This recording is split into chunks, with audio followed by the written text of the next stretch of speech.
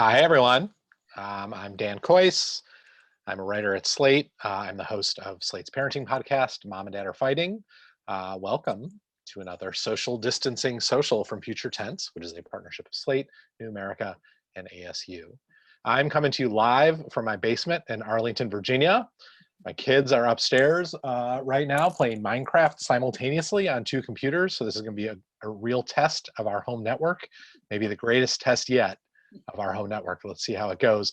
And that's very apropos because today we are talking about kids, tech, and screen time, a topic of great interest to everyone right now as you are suddenly trying to work from home with kids who want things from you, as kids tend to do, annoyingly enough. I am joined today by Lisa Guernsey, who is the director of New America's Teaching, Learning, and Tech program. Hi, Lisa. Hey there, Dan. Where are you coming to us from?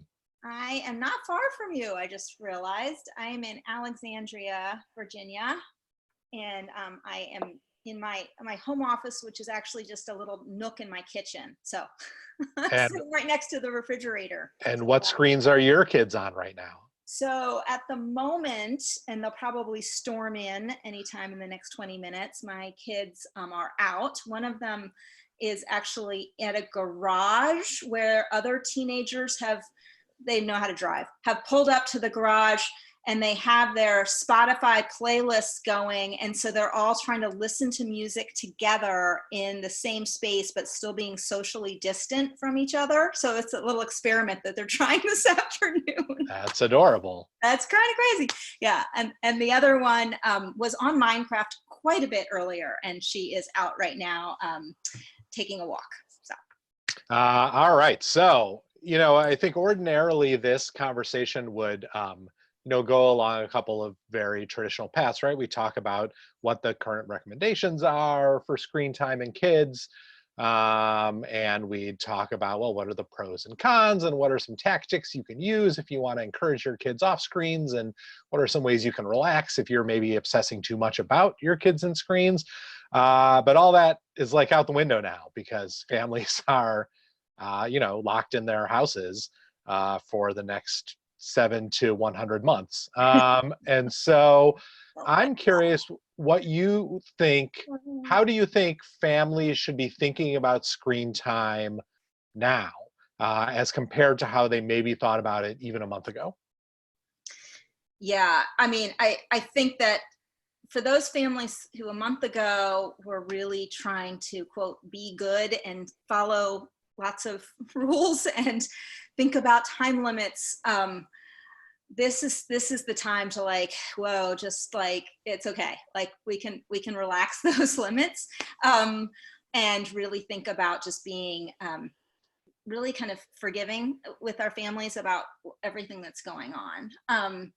I think it's just a fascinating moment, honestly, because I have been getting lots of messages, both from friends and family, kinds of text messages coming in, as well as all sorts of kind of questions from reporters and others about how, oh no, now what do we do? Is this is this really bad for our kids? Because we're going to have them on the screens for much longer time. And to me, that makes me just really, it's just a sign that we were not having the right conversation before. And now maybe we can have a slightly better one, and one that's a little bit more realistic now. And even before, the conversation was just kind of, in my opinion, and based on what I've seen in the research, just way too focused on time and not enough on what are kids doing, and what are they making, and how are they talking, and what are they creating. And now we need to be just recognizing this is overwhelming. This is tough for so many families, especially families that don't have as many of the kind of resources, or may not have two parents at home to try to manage. And so let's just let's find some time to be kind to each other, have some fun with different kinds of screen media. Kids use on and offline kinds of things together, and find just fun ways to connect without worrying too much about the, quote, rewiring of the brain worries that were there before. Right. Well, talking about connecting, I mean, one of the things that screens are really useful for right now, in a way that maybe wasn't so much the case for kids in many families even a month ago, is like staying in touch with friends and Yeah. family. And so it does seem like the sort of paranoia about screen time, uh, your brain gets rewired a little bit when you realize that a lot of the time your kids are in front of screens now is basically their social connection to their friends, but also to, my parents, or their far away friends or relatives, or even, I mean, even to us in some ways. And so what are some means of connection that you are seeing families seize upon online that maybe they might have been hesitant or not have thought as much about, even a month ago? Yeah, that's a good question. I mean, there's certainly continued use of, FaceTime and ways of just being able to kind of have one's friend's face on a screen while they're doing something else. Like, at least in my house, a lot of that is still happening, right? And so how are they what are some new ways? One really creative thing that I saw on Facebook just yesterday was a family that, I think it was a whole neighborhood that was doing this, where they were sending each other messages about being part of a bear hunt.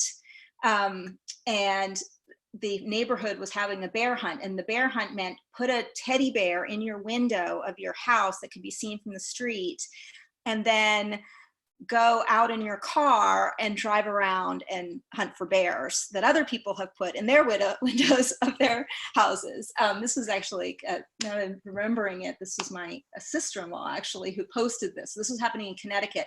That is super cute, but I would just revise that to walk on the sidewalks. Don't drive around. Well, it's not the, yes. Depends on the neighborhood, I suppose. Yes. If you're already, if it's just you and if it's just you and your son and you're not putting other kids in the car with you, right? I think that, and of course you can walk on the sidewalk 6 feet apart from someone and look for bears. But getting creative like that is just great. I mean, that's the kind of stuff that gives us a little bit of like levity, and you just kind of see the fun ways that humans can connect and want to connect in this space. So I'd love to hear. I'm sure that some of the folks that are on this webinar have lots of different ideas too, and have seen some really cool things. In our house, my mother-in-law, my wife, and our oldest daughter are doing a book club, a FaceTime book club.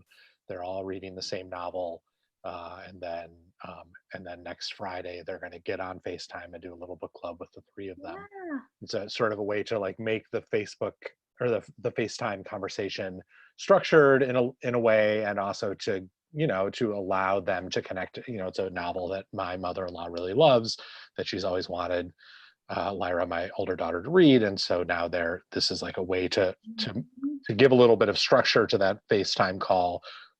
Because kids, my experience with my kids, I'm curious whether you see this to be true with yours, is that they're not always great at FaceTime calls or phone calls. Like those are often alien communication methods to them. And so if I ask them to text their grandparents, they're great at it. But if once it becomes a real conversation, sometimes there's a little bit of tension there for them. And so I like the idea of putting that structure into it. Yeah, and those kinds of things like book clubs, or even just dance parties.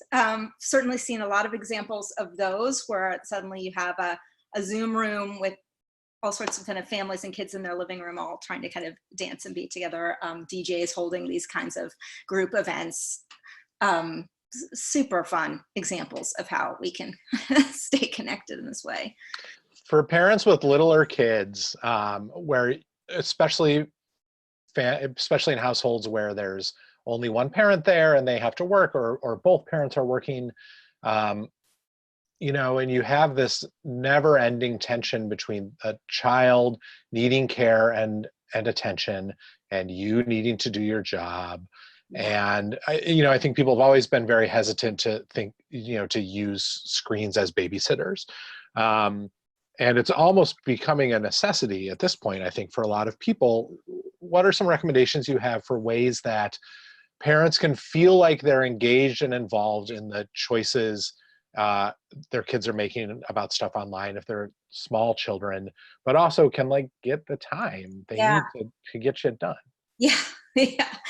I really feel the fact that my kids are a little older now, it makes me feel quite fortunate, because I still feel the tension of trying to work from home as a freelance writer years ago, when I had, a 3-year-old and 4-year-old running around the house. It was nearly impossible to get things done. And so I definitely was occupying them with all sorts of things, not always screens. So one thing that I think we should remember is that there's some really good research already on TV shows that are made for kids that are good. They're helpful for them. They're social, emotionally appropriate for them. They've been designed with little kids in mind. They've been designed with learning in mind. And those, ideally, yes, you're watching with your child. And I know there's a lot, and I've myself written a lot about how important co-viewing can be, especially for kind of conversation with your kids.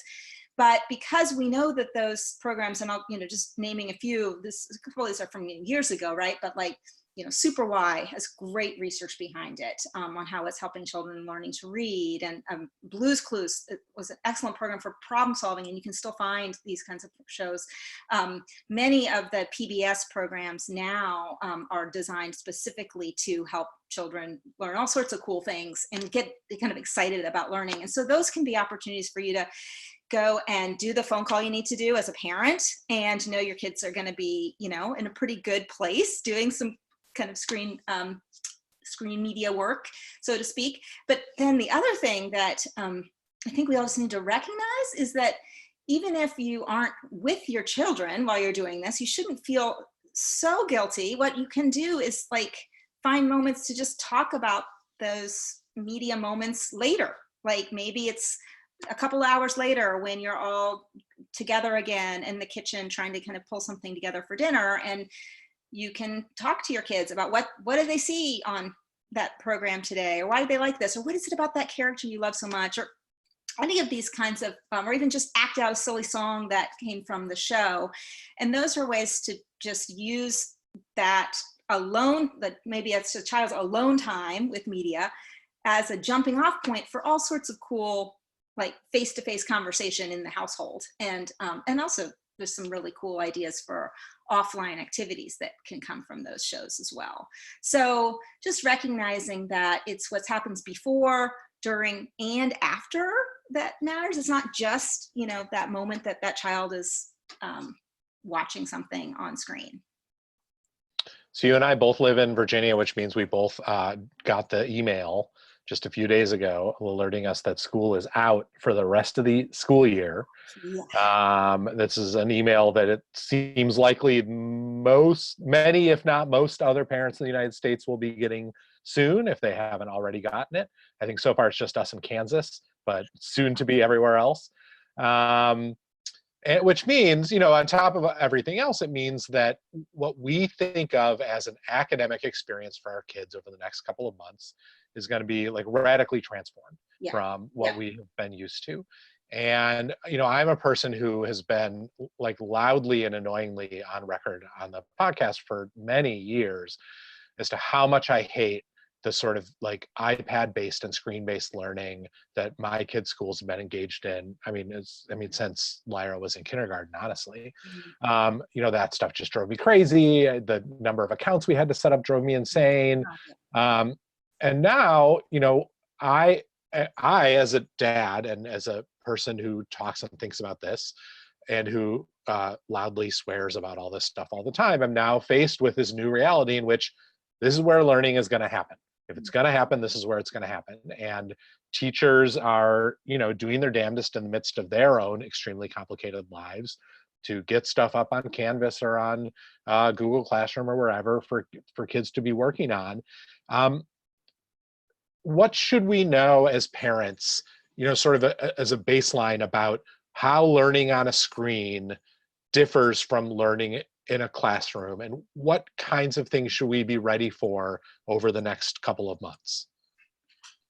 Wow. Well, I guess I'll say first, I think we need to like reset expectations in a big way. Like I think teachers right now they're amazing. They're trying to do so much with so little, and they have principals who are also trying to do so much with so little. But we just need to realize there's no way we can replicate what our kids were getting at school. And we also we're still processing, like, this is tough for families. This is a lot, especially families that are now like dealing with lost jobs and trying to figure out how they're going to get through the next couple of months. So resetting our expectations and having a little light grace is going to be key. And then, at least right now, I'm thinking that some of the most important things will be those moments where kids are feeling actually kind of really motivated to keep learning. And motivation is going to be hard for a lot of kids, especially the older ones that are like, I don't know why I'm even doing this. I mean, by the time the kids are in middle school, probably saying that.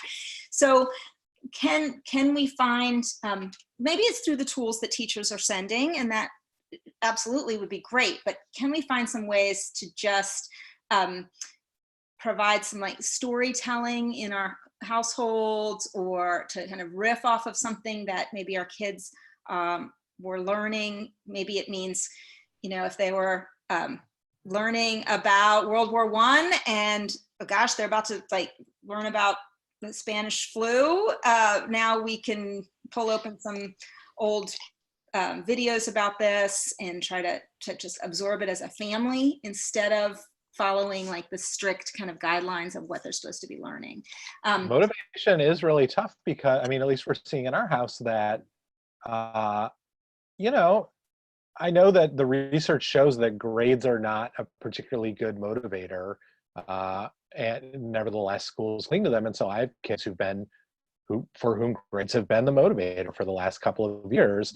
Yeah. And now it's very unclear to them that anything they do matters from a grade perspective, right? Like SOLs, the end of year tests are canceled. They've basically been told whatever your third quarter grade was, that's just going to be your grade. Don't worry about it. And so, like, how can I motivate them not to like think of this as school or a replacement for school, but just to like think of this as a thing that's worth doing? Yeah, I think that is an excellent question. And I definitely myself don't have all the answers, because right now it can feel, especially for the tweens and teens, like it's instead of doing all these things I had to do, but I didn't want to do anyway, now I'll sleep in a little bit and I just need to be able to connect with my friends. I'm hopeful that we can get some ideas, both from teachers, but also as we're talking to relatives online or seeing cool examples that are coming out of like what museums and libraries are posting. We can get some ideas for some more kind of creative ways of just approaching learning generally. So going and painting something, or going on a tiny little scavenger hunt in your backyard, doing something that involves music and dance, finding ways to incorporate some of the things you can't do in a regular classroom, but now we might have some opportunities to do, because there is a little bit more flexibility and we don't have these strict time limits where suddenly class is over after 45 minutes. Maybe this can be an opportunity to just give kids some room to stretch, and play in the kitchen, do some kind of crazy audio podcast that they might want to try out with their grandparents. And where we can, yes, connect that to the learning that they might be asked to be doing in their I do like the idea of like finding activities that that you can do with your kids, or that they can do on their own, that maybe have some tangential connection to what they're learning. Yeah. Or just maybe that serve your educational purposes as a parent, right? Like what do you think is important for your kids to be learning right now? Maybe it's about the natural world, and so you're going to send them out to the backyard to do some gardening. But like, I think it's very helpful that presumably over the next couple of months, our children's threshold for what they consider a boring activity is going to like plummet as they become desperate for anything to do. Yes. So like maybe a month from now, stuff that we suggested now where they're like, oh, They'll be like, Yes. okay, sure, Yes. I'll give it a try. I have this massive folder on one of our other computers full of old photos. This is, a digital activity that I someday want to put into photo books, but hadn't had any time. And so I'm wondering, maybe this is something that I kind of put the kids on.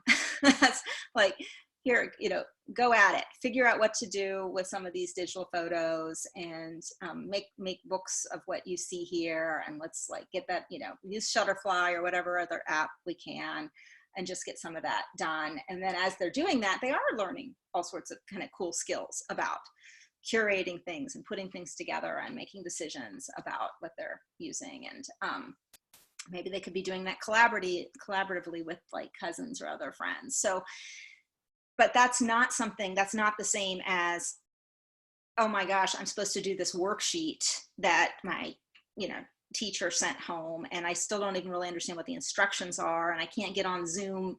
We can't figure out how to make our connections work to talk about it. And those are the stressors. Like, I think Every new service you have to sign up for is the next yeah, stressor. Yeah. it's just yet another stressor. And there's all these little technical glitches. And we're in like an abundance of like opportunity here in our household. And yet there's still these glitches with like uploading something to a Google Doc and the photo didn't work. And there's already just so many of the layers of stress that have been added into our lives that just kind of like, it can leave kids in tears trying to kind of deal with all this and not being able to kind of really communicate to their teacher that I couldn't get this thing done, or I couldn't look at that file, or that video didn't work for me. Just that's why I say like having just some grace and some sense of like forgiveness about what these next couple months are going to look like is going to be, I think it's just going to be really important. Do you think that maybe secretly almost every teacher in America is grateful every time a kid doesn't turn something in the next 3 months? Right. That's the gift we can give them. All right, we have a question from a viewer. It's a sort of a nuts and bolts question, and I think we both should answer it. I'm curious what your answer is as well, which is just, we have this new circumstance. Your kids are home from school. What were your family's screen rules before, and have you made any like concrete changes to those screen rules starting now? Aha. Okay. Who wants to go first? You, Dan, or me? Sure, I'll go first. Okay. We do have some screen rules, and they're embarrassingly time-based. And it used to be an hour and a half on weekdays and 2 hours on weekends. We try to police that via various apps and things that are constantly sending notifications to our phone, letting us know exactly how much time our kids have been spending online. And we're constantly switching from one computer to the other on Circle and everything, and it's like a full-time job. And we've relaxed the time limit, and the main change so it's 2 hours a day, every day, weekend or non-weekend. And the main thing we've done is that we've just sort of greatly broadened the kinds of things that we once would have considered like limited screen time, that we now think of as not counting to that 2 hour limit. So basically the 2 hour limit is now solely on you sitting at a computer or on your phone by yourself, not interacting with other people. It's just watching YouTube videos or whatever, or just playing the Switch by yourself. But like like my kids playing Minecraft upstairs with each other is not part of their screen time. That is in fact an activity they are encouraged to do every day, to play a game with each other, whatever kind of game it is. FaceTiming with a grandparent or a friend or setting up a group chat or whatever, no longer part of like limited screen time. And so we've tried to be very conscious about thinking about, well, what are the kinds of screen time we want them to be engaged in right now, and how can we like incentivize those and encourage them to be doing those kinds of things on their phones or computers and stuff. So that's what we've done. That is very cool. And you're reminding me of what you're saying to me just rings so true, because it's about recognizing that the issue really that we've been worrying about hasn't been screen time. It's about mindless time or time alone or sedentary time. I mean, I've described this in the past as like we've just been using the wrong words for what's going on with kids and with our worries about their use of screen media. And so now we can shift towards some rules in our household around like, what is it I really want you to experience? What are my values that I want to impart to you about the kinds of interactions you're having or the kind of content that you're watching, and let that be the guide instead of the time. So in our household, so my kids are a little older than yours because mine are teenagers, and I said one of them's already driving, so she's 17 going on 18. For the past couple of years, we've been much more relaxed about kind of screen time rules, and it's been much more about just being kind of good to each other and kind, and not having the phone at the dinner table, and being respectful of when somebody's speaking, put the phone away, those kinds of rules. And those are still there, but the other ones that are falling away a little bit have to do with just getting to bed and having some kind of routine, because I had originally been like, okay, by like 10:30, if it's a school night, put it away, done, time, just close down. And I know this probably sounds very late for those who have younger children, but by the time your kids are teenagers, you're working hard to get them to actually turn the lights off at 10:30, trust me. So now that they don't have to get up and go to school the next morning, it's like, and I'm exhausted. It's just right. Exhausted. I need that time so bad. Oh my God. So, and I'm going on Zoom conference calls for like hours. We have a new term, Zoomifried, that my friend Kathy Hirsch-Pasek coined. I'm just Zoomifried by the end of the day, toast. And I'm like, all right, I can only say so many times that you guys need to, like, my daughter, like, get off Minecraft. It's time to go to bed. And I can only say so many times for my other daughter to like stop chatting with her boyfriend. I just got to go to bed. So that's what's really basically fallen away in my household. And then on the other end of the spectrum, we have another question from a viewer that's just to talk a little bit more about the under 5 crowd. Yeah.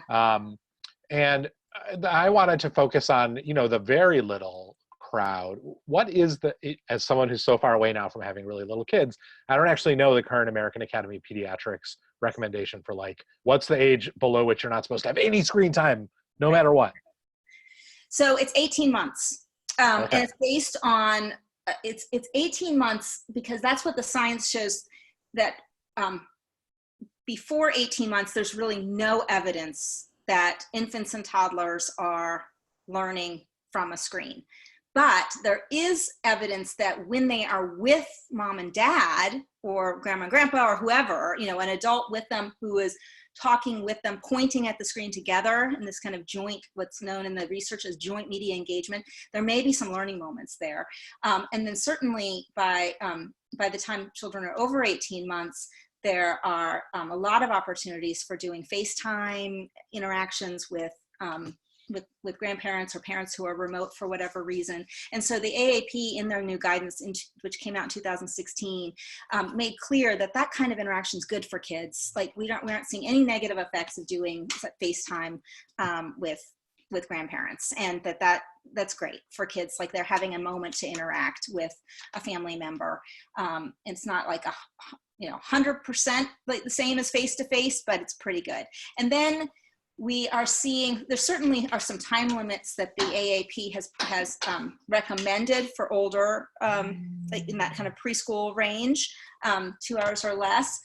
But they put a new emphasis, and excuse me, I don't know if you guys can hear my dog is moaning, so I'm going to actually so my dog is going to go out. There's I don't know if you guys can see him.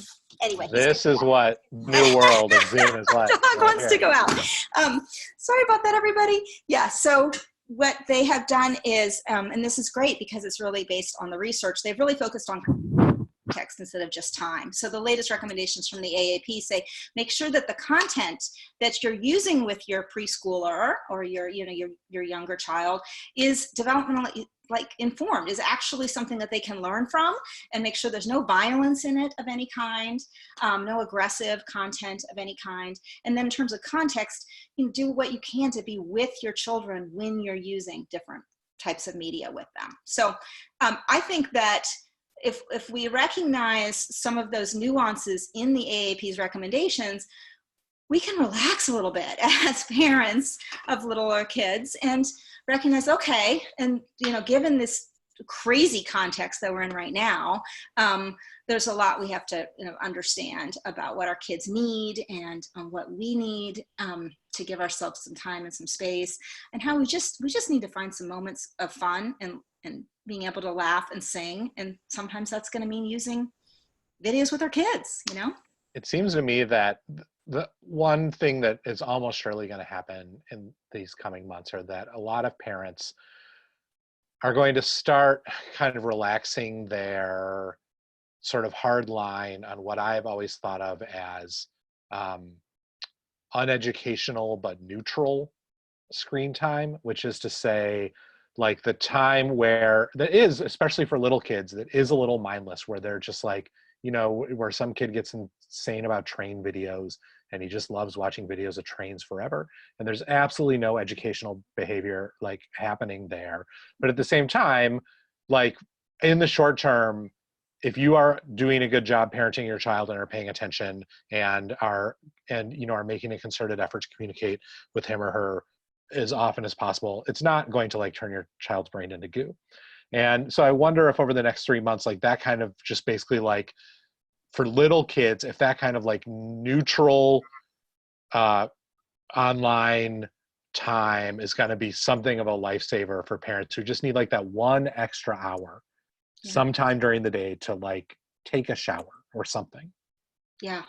I mean, I think so. And I think that we should just all just, like, to me, it's about just recognizing it's hard to have little kids around 24/7.